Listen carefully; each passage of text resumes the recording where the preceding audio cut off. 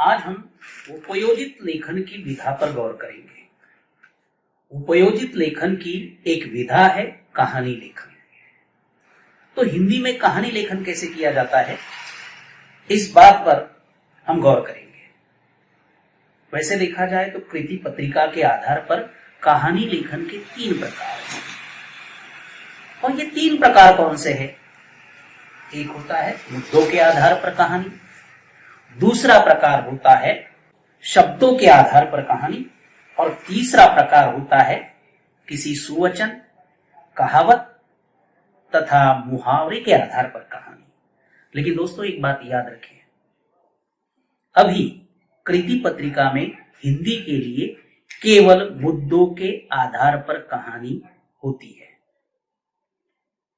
निचली जो 2 किस्म जो है, शब्दों के आधार पर कहानी और सुवचन के आधार पर कहानी, अब पूछी नहीं जाएगी। इसलिए हम केवल एक प्रकार पर गौर करेंगे। अब कहानी जब लिखते हैं तब किन बातों पर ध्यान देना चाहिए, इस बात पर थोड़ी बहुत चर्चा कर लेंगे। पहली बात है रूपरेखा। रूपरेखा का मतलब है कहानी के मुद्दे। उन मुद्दों को आप 1-2 बार पढ़ लीजिए और मन ही मन कहानी तैयार कर लीजिए। दूसरी बात है रूपरेखा का विस्तार।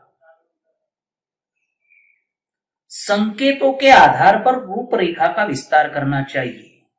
और हां, एक बात याद रखें, कहानी लेखन का जो स्थान होता है उसका नाम भी तय कर लेना चाहिए।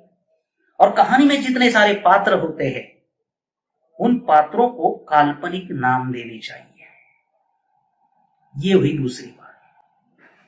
और तीसरी बात जो है, बहुत ही महत्वपूर्ण बात है, जो कहानी आप लिखने जा रहे हो ये कहानी भूतकाल में होनी चाहिए।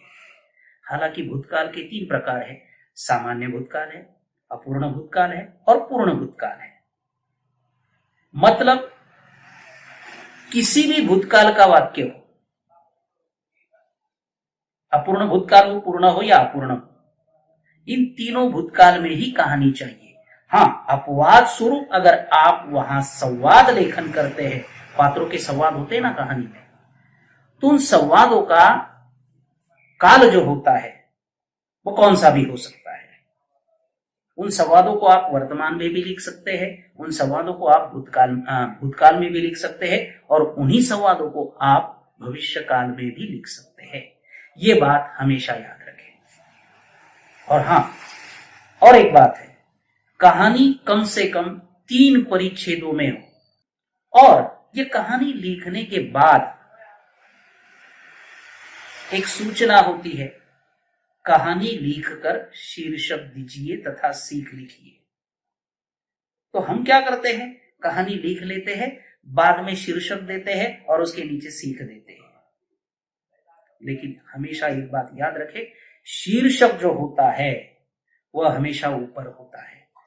और शीर्षक ज्यादा से ज्यादा 2 या 3 शब्द में होना चाहिए। ज्यादा से ज्यादा 2 या 3 शब्दों में यदि शीर्षक हो तो यह कहानी बहुत अच्छी होती है। और सीख जो होती है, कहानी पढ़कर आपको कौन सी सीख मिली, कहानी का तात्पर्य क्या है, यह तात्पर्य लिखना ही कहानी की सीख होती है।